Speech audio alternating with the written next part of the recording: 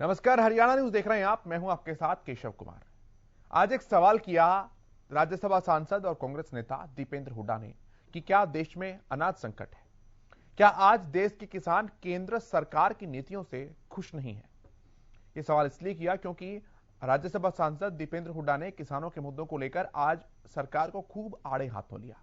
हम चर्चा करेंगे आज इसी मुद्दों पर, जवाब खोजेंगे उन सवालों का जो कि दीपेंद्र हुड्डा ने सरकार से पूछे हैं। लेकिन ये रिपोर्ट देखिए और आप जान लीजिए दीपेंद्र हुड्डा ने सवाल क्या किए।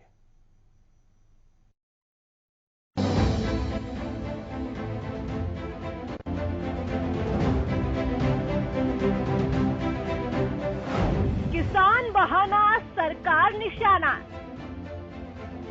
जी हाँ, एक बार फिर राज्यसभा सांसद दीपेंद्र हुड्डा ने किसानों के मुद्दे को लेकर केंद्र सरकार पर निशाना साधा है। एक और जहां एमएसपी के मुद्दे को लेकर दीपेंद्र हुड्डा ने केंद्र सरकार को आड़े हाथ लिया, तो वहीं देश में अनाज संकट को लेकर भी निशाना साधा। दीपेंद्र हुड्डा का आरोप है कि केंद्र की मोदी सरकार में देश के चंद बड़े औद्योगिक घरानों का पोषण और किसान मजदूरों का शोषण किया जा रहा है। भारतीय जनता पार्टी सरकार एक नारे से चल रही है। बीजेपी सरकार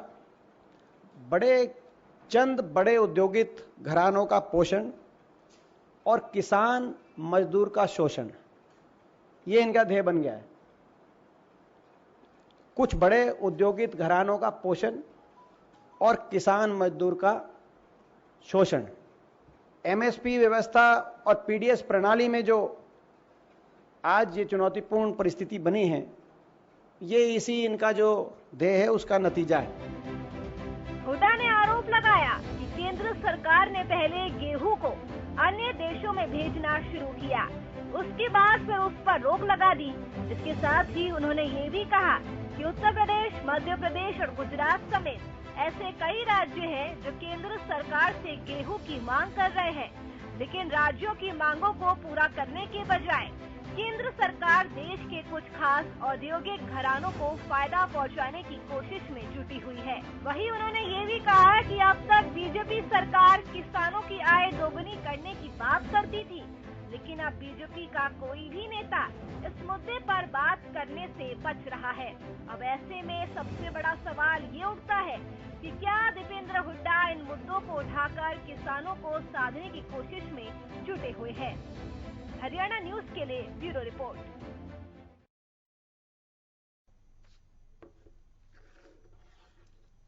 बात करते हैं इस विषय पर। जो पैनल मेरे साथ जुड़ा है उनका परिचय आपसे कराऊं।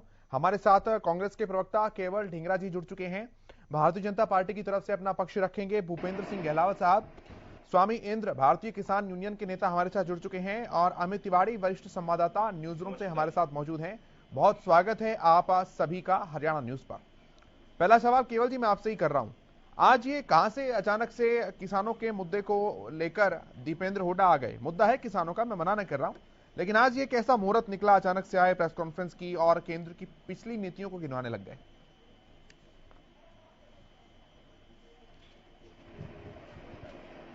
केवल जी आवाज पहुंच पा रही है अब तक?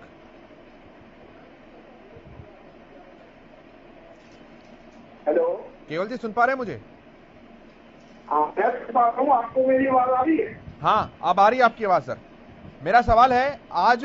ठीक है, मैं ये कह रहा था जी बोलिए कि लगातार 8 साल से जिस तरह से बीजेपी की सरकार सेंटर में और स्टेट में बनी, हम लगातार इस बात के मुद्दे उठा रहे हैं और ये वाला मुद्दा जो है आज के टाइम का है। लगातार किसानों के मुद्दे थे, लेकिन प्रधानमंत्री जी ने ये कहा था कि हम 2022 तक किसानों की आय दुगनी कर देंगे और उससे पहले ये कहा था कि हमारी सरकार बनी 2014 के अंदर तो हम किसानों की आय पहली कलम से दुगनी कर देंगे। तो वो 2014 के बाद उनकी कलम टूट गई थी, उसके बाद उन्होंने अपने मुद्दे पेश कर लिए। फिर प्रधानमंत्री जी ने यह कहा कि हम 2022 के अंदर किसानों की आय दुगनी कर देंगे। आज 2022 वाला वर्ष चल रहा है, अभी 2022 वाला वर्ष चल रहा है और अभी तक किसानों की आय दुगनी नहीं हुई। हम लगातार, चाहे वो किसान आंदोलन हो, चाहे इन्होंने 3 काले कानून बनाए हो, चाहे इन्होंने कुछ भी किसानों के अगेंस्ट काम किया हो, हम हमेशा बात उसमें भी रहते हैं और सड़कों में भी रहते हैं और बातचीत में भी रहते हैं। लेकिन इस सरकार ने कभी भी किसानों की बात नहीं मानी। आज भी जिस तरह से दीपेंद्र हुड्डा जी ने सारी बात आज भी प्रेस कॉन्फ्रेंस के माध्यम से दिल्ली के अंदर उठाई, और उस समय भी ये बात आई कि जिस तरह से अजय मिश्रा टैली की आज तक वो मंत्री पद में बने हुए हैं और उनके साथ जिस तरीके से उनको अभी तक उस पद से हटाया नहीं गया, उनका जो बेटा था उसके ऊपर चार्जेस लगे, उसके ऊपर जो कार्रवाई होनी थी वो अभी तक एज पेंडिंग पड़ी है, और उनको बेल मिलने के लिए भी सारी चीज जो है सरकार में अजय मिश्रा टैली ने पूरी मदद करके उनको बचाने का काम अपने बेटे को किया। जिस तरीके से आज के मुद्दे आए, उस मुद्दे में सबसे बड़ी बात है एमएसपी की। जब एमएसपी की और अमाउंट दुगनी करने की, आमदनी दुगनी करने की, ना तो आमदनी दुगनी हुई ना ही एमएसपी अभी तक मिल रही। और दूसरी बात उसमें बहुत बड़ी ये भी थी कि जिस तरीके से हमारा पीडीएफ कम हो रहा है, पीडीएफ कम होने से आज हम धरातल पे चले गए, और जो पीडीएफ इन्होंने जो हमारी गेहूं था, जो हमारी पैडी थी, इन्होंने जो बाकी की कंट्रियों में एक्सपोर्ट कर दी, उसकी वजह से हमारे देश में बहुत नुकसान हुआ। ठीक है। और हमारा पीडीएफ सिस्टम कम हो गया। ठीक है, तो मैं पहले इन बिंदुओं के जवाब दूंगा। मैं पहले इस बिंदु पर डिस्कस कर लेता हूं। एक बार स्वामी इंद्र जी की प्रतिक्रिया लेता हूं पहले, और उसके बाद मैं गहलावत साहब के पास आऊंगा। स्वामी इंद्र जी, भूपेंद्र सिंह हुड्डा के दीपेंद्र हुड्डा के आज के जो सवाल थे, चाहे उन्होंने कहा कि राज्यों के पास अनाज की कमी है, एमएसपी और पीडीएस सिस्टम को लेकर भी उन्होंने सवालिया निशान उठाए, पैडी की फसल गेहूं को लेकर भी उन्होंने काफी बातें कही केंद्र के ऊपर। आप क्या कुछ मानते हैं?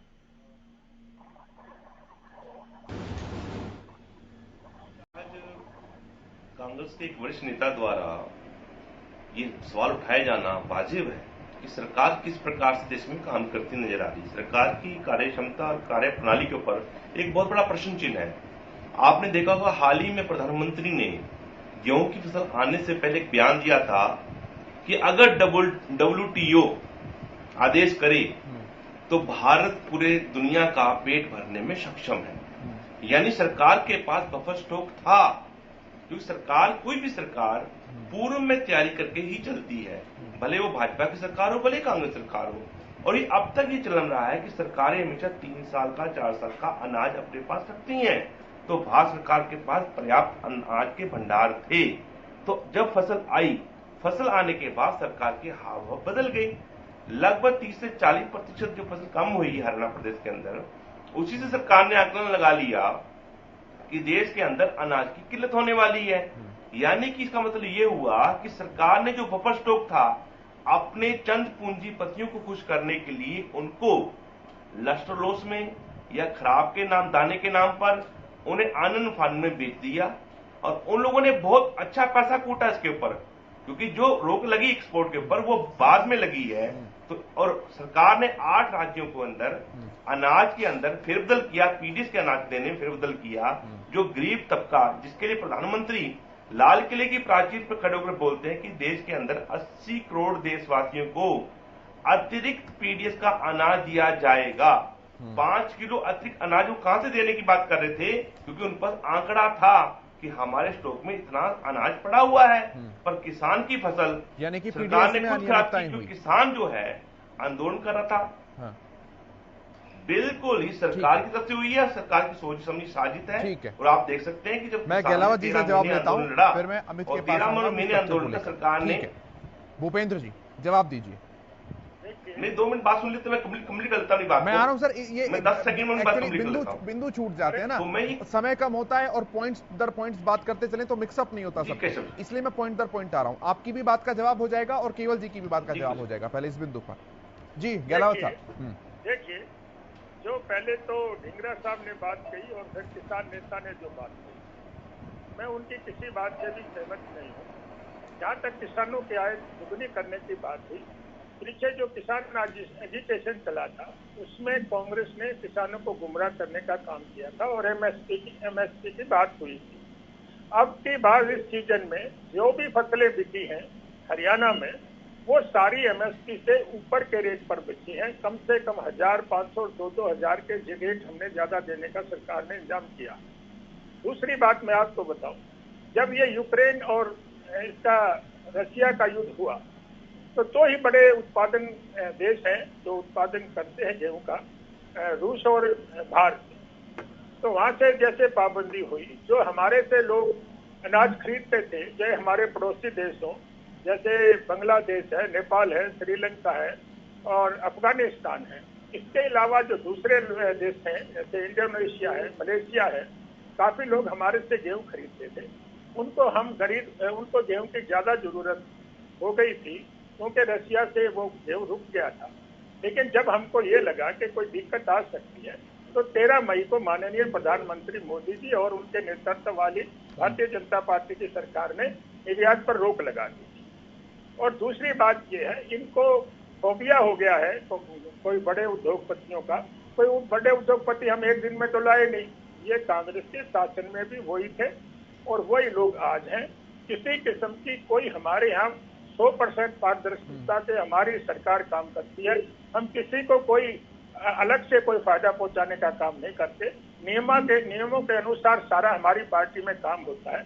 और मैं एक और भी बात कहना चाहता हूँ कि मैं जो किसानों पे इन्होंने पीछे जितने वो किए थे, अगर हमारे अच्छे से हमारा प्रबंधन ना होता तो जो 5 राज्यों में सरकार है, 4 राज्यों में हमारी एब्सोल्यूट मेजॉरिटी आई और जो लोग कंधे पर बंदूक चलाते थे उनकी सारे की जमानतें जब्त हुई हैं। उनका सवाल है हुड्डा साहब का भी, और यही सवाल ढींगरा जी का भी था, मैं उसे दोहरा देता हूं स्पेसिफिकली। उनका कहना है कि जब राज्यों के पास कमी थी तो आपने एक्सपोर्ट की सिचुएशन देश में क्यों आने दी, क्योंकि अभी गुजरात, मध्य प्रदेश, उत्तर प्रदेश सहित 8 राज्यों ने अनाज की मांग की है और वो सारे राज्य आपके शासित हैं, भाजपा शासित राज्य हैं। ये सवाल है उनका।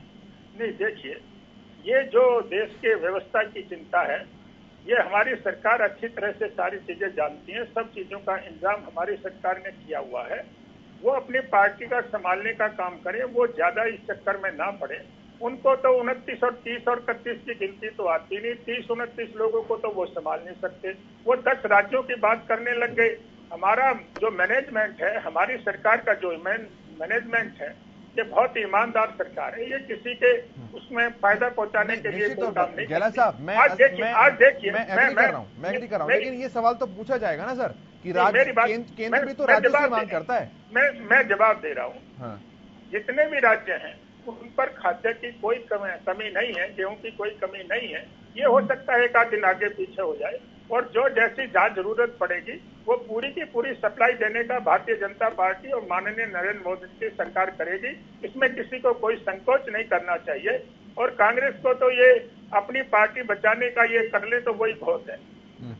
ठीक है, मैं अमित के पास आता हूं एक बार। अमित, क्या वाकई सरोकार किसानों से है या केवल एक राजनीतिक द्वेष जो होता है कि कोई ना कोई मुद्दा चाहिए राजनीति के विपक्षी ईंधन को भी जलाने के लिए, तो उस मुद्दे के तौर पर ही किसानों को इस्तेमाल किया जाता है, राजनीतिक दल चाहे कोई भी हो? अमित केशव, इस कार्यक्रम में आपने 4 जो बातें मुख्य रूप से रखी हैं। मैं आपको जरूर कहना चाहूंगा कि किसान देश में कल भी मुद्दा था, आज भी है और आगे भी मुद्दा रहने वाला है। चाहे किसान के बहाने सियासत की बात हो या कुछ और। अब आज जो मुद्दा उठाया गया है वो गेहूं के संकट का है, 3 राज्यों में जो डिमांड आई है उसका है और एमएसपी का है, किसानों की आय दुगनी करने का है। ये सभी मुद्दे अलग अलग हैं, लेकिन इनका जो मूल है वो किसान ही है और किसान को लेकर आज दीपेंद्र हुड्डा ने सवाल उठाए हैं। हालांकि कभी कांग्रेस के शासन में भी किसानों को आय दुगनी नहीं हुई उनकी और एमएसपी की बढ़ोतरी की बात आती थी तो वहां भी चुप्पी साधी जाती थी केंद्र सरकार जब उनकी थी तब भी, और आज भी स्थिति वही है। हालांकि आय दुगनी करने की जहां तक बात है वो केवल एमएसपी के भरोसे आय दुगनी हो जाएगी ऐसा नहीं है, क्योंकि एमएसपी के बाद भी किसानों ने इस बार जो गेहूं का स्टॉक किया और गेहूं नहीं बेची, एमएसपी के बजाय उन्हें ज्यादा गेहूं बाजार से ज्यादा दामों पर बिक रहा था, इसलिए उन्होंने स्टॉक किया। बाद में सरकार को अलग से शेड्यूल निकालना पड़ा और उसके बाद गेहूं खरीदी हमारे सामने है। हालांकि वैश्विक संकट की बात करें तो अच्छा अमित, ये बात जो कही जा रही है कि एमएसपी से ज्यादा दाम ही किसानों को इस बार मिला है, क्या मंडियों की ग्राउंड जीरो की सिचुएशन ऐसी रही है इस बार? जी निश्चित रूप से केशव, पहले ऐसी स्थितियां बन गई थी। रूस और यूक्रेन के बीच जो युद्ध है उसकी वजह से वैश्विक संकट जो गेहूं का बढ़ा, उस पर नजर किसानों की भी थी। किसान आज जागरूक है और उनकी नजर थी, उन्होंने एमएसपी पर अपना गेहूं नहीं बेचा, स्टॉक किया। बाद में उसको बाजार में हालांकि ज्यादा रेट नहीं मिल रहे थे, कुछ ऐसे इलाके हैं जहां काफी ज्यादा रेट मिलता है, लेकिन यहां हरियाणा की स्थिति थी, वहां ज्यादा दाम नहीं मिल रहे थे। 2020 का जो रेट था वो 2100 तक चल रहा था, कहीं कहीं 1000 जो 2125 रुपए का भी रेट मिल रहा था। लेकिन बाद में किसानों के लिए वापस से समर्थन मूल्य के लिए शेड्यूल जारी किया गया और उसमें भी किसानों ने वापस अपना स्टॉक मंडियों में लाकर बेचा। तो ऐसी स्थिति थी। एमएसपी के भरोसे आय दुगनी नहीं होगी। परंपरागत फसलें लगातार छोड़ने की बात की जाती है। गेहूं के उत्पादन का इस बार जो है वो कमी आई है। पहले 10.10 की मिलियन टन की जो उत्पादन की एक कोशिश थी, लेकिन जो 10.641 कुछ इसका आया निकलकर। तो ऐसे में कमी आई उत्पादन की, और उस पर से जो रूस और यूक्रेन का जो संकट आया वो एक फैक्टर रहा वहां से। ठीक है, उसके वजह से भी संकट बढ़ा। अगला सवाल लेकर के आता हूं और मैं ढींगरा साहब से सवाल करूंगा क्योंकि भूपेंद्र जी ने उठाया, उसके बाद हम सबसे डिस्कस करेंगे। ढींगरा साहब, पहले सरकार द्वारा कहा गया था कि कुछ क्षेत्रों के अंदर धान की फसल जो है वो कम उगाई जाए। कारण उसका यह था क्योंकि पानी की वहां पर कमी हो रही थी और ग्राउंड वाटर जो है वो रिचार्ज नहीं हो पा रहा था, जमीनी जलस्तर में लगातार कमी आ रही थी। किसानों ने रोका इस प्रक्रिया को और अब दोबारा से कहा जा रहा है कि उन क्षेत्रों के अंदर धान की फसल दोबारा से उगाई जाए। ग्राउंड वाटर टेबल वहां का रिचार्ज हुआ, सरकार का यह कहना है। अब इस मुद्दे पर दीपेंद्र हुड्डा साहब कहते हैं कि ये करके सरकार और भारतीय जनता पार्टी जो है लोगों की ईटिंग हैबिट चेंज करना चाहती है। आप जरा समझाएं इस बात को। देखिए, सबसे बड़ी बात है, ये ईटिंग हैबिट नहीं चेंज करना चाह रही, ये किसानों के साथ धोखा कर रही है ये सरकार। ये धोखा इस तरीके से हो रहा है। हुड्डा साहब ने कहा कि सरकार ये देखिए चेंज करना कभी उनको कुछ पकड़ा दिया जाता है। ये हुड्डा साहब ने कहा है। नहीं, आप मेरी बात सुनिए ना। हुड्डा साहब ने कहा, मुझे मालूम है, मैं आपको बात बताना चाह रहा हूं। ये सरकार किसानों के साथ सीधा धोखा कर रही है। आप ये देखिए, जब हमारा एक्सपोर्ट हो रहा था तब हम 10-10 मिलियन टन जो है एक्सपोर्ट कर रहे थे, और जब हमारा धान और पैडी कम रह गई तो उसके बाद हम कहते हैं कि अब धान उगाइए। ऐसा ये धोखा है देश के साथ, क्योंकि इन लोगों ने निर्यात करने में 80 करोड़ का राशन बांटने में 80 करोड़ लोगों को राशन कहां बांटा ये तो मुझे समझ में नहीं आया। लेकिन इन्होंने कहा कि हमने 80 करोड़ लोगों को राशन बांटा और अभी भी बांटेंगे, लेकिन वो राशन कहां गया, कौन सी जगह पे गया, अभी नया सिस्टम क्या लागू किया। मैं पहले इसका जवाब लेता हूं। केवल जी, पहले मैं आपके इस सवाल का जवाब लेता हूं। गहलावत साहब, एक सेकंड। केवल जी, ये गंभीर सवाल है, वापस आपके पास आ जाऊंगा। ये गंभीर सवाल है केवल जी, गंभीर सवाल है, मैं वापस आपके पास आ जाऊंगा, मौका दूंगा मैं आपको। जो समय की कटौती कर रहा हूं मैं मौका दूंगा, लेकिन गहलावत साहब से इस बात का मैं सवाल ले लूं। गहलावत साहब, ढींगरा जी कह रहे हैं ये संकट जो है अनाज का, ये आपके द्वारा पैदा किया गया, तो आप दोबारा पैडी उगाने की जो बात कर रहे हैं वो वाकई केवल ग्राउंड वाटर टेबल का ही फैक्टर है या वाकई देश में अनाज की कमी हो गई है?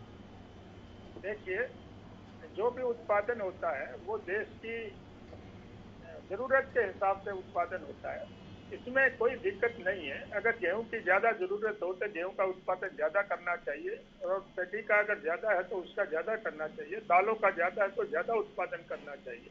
देश को किस चीज की जरूरत है, कोई चीज तो हम बाहर से मंगाते हैं, कोई चीज हमारे पास सरप्लस होती है। इसलिए जिस चीज की देश को ज्यादा जरूरत होती है और देश का भी इसी में हित है और किसान का भी इसमें हित है कि उस चीज को अगर वो, लेकिन गहलावत साहब, गेहूं का तो सबसे कम स्टॉक है अभी भारत के पास। 15 सालों का रिकॉर्ड अगर उठाकर देखें तो बफर स्टॉक गेहूं का सबसे कम है।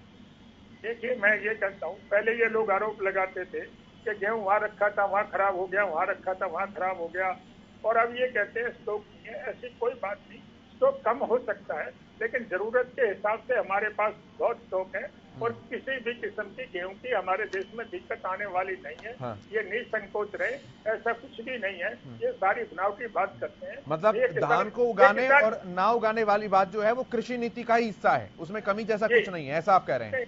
नहीं, कृषि नीति है ढींगरा जी, जो कृषि ये उनका जवाब था। अब पूरी कीजिए अपनी बात, फिर मैं स्वामींद्र जी के पास आ रहा हूं। देखिए ये फिर गलत है। आप देखिए ये फिर गलत बात करते हैं, क्योंकि आप मुख्यमंत्री खट्टर ने भी ये कहा था पिछले साल की डिबेटों में कि आप भुट्टे की मक्की की बिजाई करिए, पैडी की बिजाई मत करिए।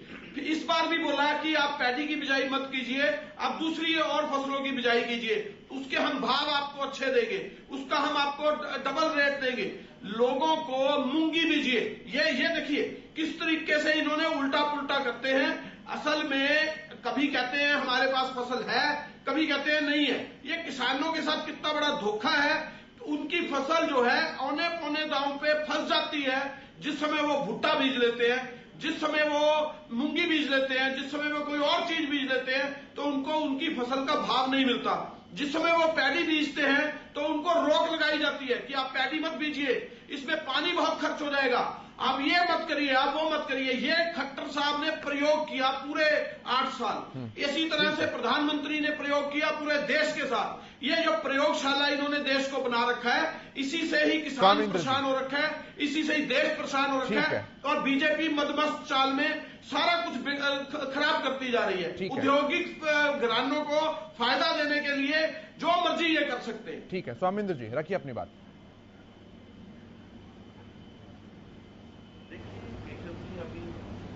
बीजेपी के बोल रहे थे कि बीजेपी सरकार बहुत अच्छा कार्य कर रही है, वो निश्चित ही अपनी सरकार की सराहना करेंगे। पर मैं पूछना चाहता हूं कि उनसे कि जो सरकार ने 144 लाख मैट्रिक टन का लक्ष्य रखा था, उसमें वो कितना उन्होंने अर्जित किया?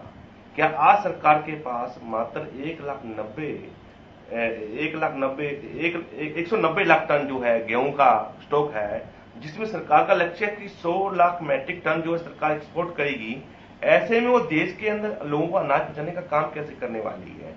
सरकार ये पहले अपना श्वेत पत्र जारी करे कि सरकार ने जो 3 साल का स्टॉक जो देशवासियों को और पूरी दुनिया को बताया था, और ये कहा था प्रधानमंत्री ने कि पूरे विश्व का हम पेट भर सकते हैं अगर WTO वर्ल्ड ट्रेड ऑर्गेनाइजेशन हमें इशारा करे तो क्या WTO MSP पे खरीद के लिए सरकार के साथ राजी हो चुका है? क्या सरकार की MSP को लेकर WTO के साथ संधि हो चुकी है? नहीं, ये सिर्फ गुमराह करने की बातें हैं। सरकार ना तो किसान को MSP देना चाहती है, क्योंकि सरकार इस देश के अंदर चंद पूंजीपति की सरकार है, कमेरे किसान की सरकार नहीं है। अगर किसान और कमेरी सरकार होती तो जब किसान गेहूं की फसल लगा रहा था तो सरकार, खास करके हरियाणा सरकार, किसान को खाद देने का काम करती। पर आपने सुना होगा हरियाणा प्रदेश के कृषि मंत्री ने कहा कि किसान आंदोलन में बैठे हुए हैं, इस वजह से रेल के रैक रुके हुए हैं। अगर किसान ने अगर रैक ना रुके होते, रेलवे ट्रैक पर ना बैठे होते, तो किसान को जो है खाद समय पहुंच जाती। यानी कि स्वारा का साथ ठीकरा, पानी का ठीकरा हो तो किसान सिर्फ फोड़ देते हैं, ये खाद का ठीकरा तो किसान सिर्फ फोड़ देते हैं। ये देश की जनता को और किसान को गुमराह करने की बात। ठीक है गहलावत जी, देखिए मैं सवाल समझ नहीं पाया इसका। सवाल मैं स्वामींद्र जी से ही बोलता हूं, वो ब्रीफली समझा देंगे आपको। स्वामींद्र जी। नहीं, आवाज अच्छे से नहीं आ रही, आप बता दीजिए। ठीक है, मैं ये पूछना अगर 100 बातों की एक बात कहें तो वो कह रहे हैं कि आपकी कथनी और करनी में फर्क है।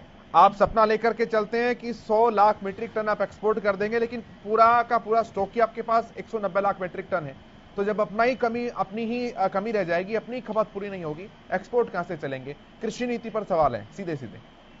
देखिए, ये जो भारतीय जनता पार्टी की सरकार है, माननीय प्रधानमंत्री नरेंद्र मोदी जी की अध्यक्षता में, इस सरकार की करनी और कथनी में कोई फर्क नहीं है। हमारी सरकार जो कहती है वही करती है। दूसरी बात यह है कि कोई भी सिस्टम आप लागू करते हैं, कोई प्राकृतिक चीजें आ जाती हैं, जिसकी वजह से वो खाद्यान्न में कमी आ जाती है, उत्पादन में कमी आ जाती है। जैसे गेहूं के उत्पादन में कमी आने की बात हुई, ज्यादा गर्मी होने की वजह से कुछ दाने कमजोर हो गए थे और उससे उत्पादन में कमी आ गई थी। लेकिन मैं ये जानना चाह रहा हूँ, हमारी सरकार किसान की दुगनी आमदनी करने के लिए, सारी पैदावार दुगनी करने के लिए तत्संकल्प है। जो लोग ये सवाल उठाते हैं, मैं तो कांग्रेस की बात पे मुझे हंसी आ रही है कि 60 साल कांग्रेस का राज रहा, 10 साल तो भूपेंद्र हुड्डा के पिता श्री भूपेंद्र हुड्डा इस प्रदेश के मुख्यमंत्री रहे, और सारे मुख्यमंत्रियों की जो कमेटी बनी थी और जो किसान की भलाई के लिए इसके ये अध्यक्ष थे, 10 साल में क्यों नहीं इन्होंने एमएसपी का भी इसको कानून बनाया, ना इन्होंने कोई फसलों के बारे में कुछ किया, सिवाय अपने परिवार का भला करने के लिए, अपने परिवार का विकास करने के लिए इनके पास कोई स्कीम नहीं थी। जब इनके मुंह से मलाई निकल गई, जब लोगों ने, किसानों ने इनको उठा के कुर्सी पर से नीचे उतार दिया, अब इनको सारी बात याद आने लगी है। ये सिर्फ कुछ नहीं, इनकी राजनीतिक जीवन जो जमीन जो खिसक रही है, ये सिर्फ उसको पाने के लिए कभी किसानों की बात करते हैं, कभी नौजवानों की बात करते हैं। इनके बहकावे में कोई नहीं आएगा और हमारी सरकार वचनबद्ध है, किसानों की आमदनी भी दुगनी करेगी और पूरे देश के लिए खाद्यान्न और किसी चीज की कोई कमी नहीं रहने दी जाएगी। इससे आप चिंता केशव जी से पूछ लीजिए, 2022 चल रहा है, आपने 2022 में किसानों की आय दुगनी करने का वादा किया था। अरे भैया, एमएसपी से हमने अभी 2-2, 3-3 हजार रेट ज्यादा दिलवाए हैं, सरसों के दिलवाए हैं, दूसरी चीजों के दिलवाए हैं। आप क्या बात कर रहे हो? पहले की सरकारों में एमएसपी पे भी कोई नहीं खरीदारी करता था, आप उनकी बात क्यों नहीं कर रहे? आप तुलमादम की बात करिए। ये बताइए ईमानदारी साथ कि आप सरसों के ऊपर आपने कैपिंग लगा रखी, नहीं लगा रखी एक खरीद के ऊपर? मैं ये कहता हूँ, बताइए ना ईमानदारी साथ, क्या सरसों के ऊपर आपने कैपिंग लगा रखी, नहीं लगा रखी? क्या इस बार आपने हरियाणा प्रदेश के अंदर सूरजमुखी का बीज किसानों को उपलब्ध कराया? ये बताइए ईमानदारी साथ, आप क्या आपने दादूपुर नलवी नहर को बहाल करने का काम किया? ये बताइए ईमानदारी के साथ। आप देखिए, आप झूठ पे झूठ क्यों परोस रहे देश के आगे? देखिए, जनता सब समझती है। देखो, बात सुनो, ऐसी लैंग्वेज ना मैं इस्तेमाल करता और मैं ये बर्दाश्त ही नहीं करता। आप ऐसी बातें नहीं कहिए कि झूठ बोलते, मैं आपको कहने लगूं आप झूठ बोलते तो आपको कैसा लगेगा? ये बिल्कुल सवाल पूछा जा रहा है। नहीं, ये परिवर्तन सवाल पूछा जा रहा है। मैं कहता, यार झूठ बोलने की बात क्यों कर रहे हैं? आपसे सवाल पूछ रहा है।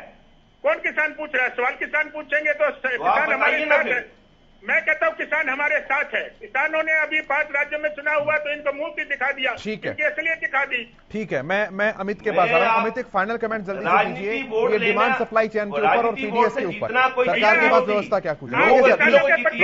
केशव, सबसे बड़ी बात यही है कि भारत जो है गेहूं उत्पादन के मामले में हमेशा से नंबर 1 तो रहा है, लेकिन जो अगर बात करें निर्यात के मामले में, उसका स्थान हमेशा से ही 7वां, 8वां, 9वां तक रहा है, यानी काफी पीछे है, क्योंकि देश की आबादी ज्यादा है और अनाज उस हिसाब से हो नहीं पाते। अब आरोप प्रत्यारोप से ऊपर उठकर किसानों के लिए एक ठोस नीति बनाने की जरूरत है, जिसमें पक्ष और विपक्ष का सकारात्मक रुख हो। आरोप प्रत्यारोप से ना तो किसानों की आय दुगनी होगी और ना ही उत्पादन बढ़ेगा।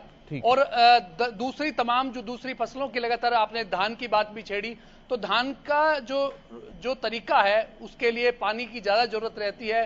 हरियाणा के काफी जो इलाके हैं वो डार्क जोन में है। तमाम बातों को देखते हुए एक ठोस नीति बनाने की जरूरत है और उसमें विपक्ष का भी सकारात्मक रुख हो और सत्ता भी उनको सहयोग करे, तभी जो है वो सपने किसानों के भी साकार होंगे और इन जो सियासी मुद्दे से किसान बाहर निकलेगा। जी, बहुत शुक्रिया आपका अमित तिवारी, स्वामी इंद्र जी, केवल ढींगरा जी, भूपेंद्र सिंह अहलावत जी, इस चर्चा में शामिल होने के लिए, अपना कीमती समय देने के लिए। मेरे साथ इतना ही। आप देखते रहिए हरियाणा न्यूज।